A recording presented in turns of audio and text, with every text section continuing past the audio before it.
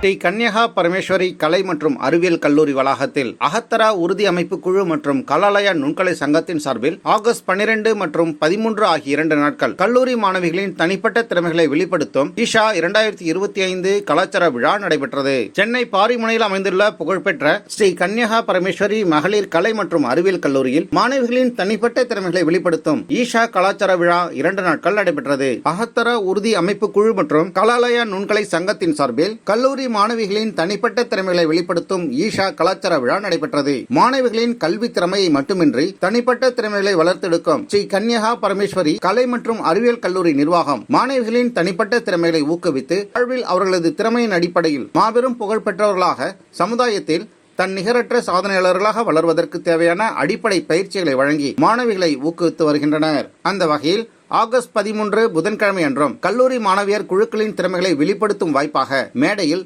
குழுவாக பாடுதல், இசைக்கு ஏற்ப ஆடுதல், திரைப்படங்களுக்கு ஏற்ப நடை நடத்தல், குழுவாக ஆடுதல் என பல வகையான போட்டிகளுடன் கலாச்சார நிகழ்ச்சிகள் மிக சிறப்பாக நடைபெற்றது.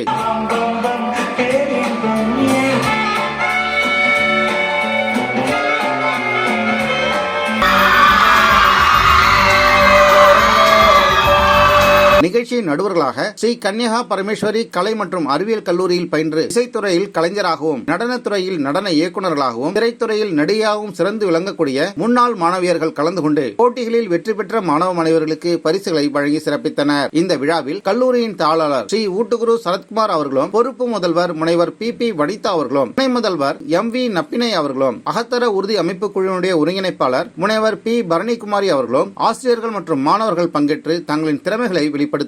மாணவிகள் தங்களின் திறமைகளை வெளிப்படுத்தும் ஒரு மாபெரும் வாய்ப்பாக இந்த நிகழ்ச்சி அமைந்திருந்தது.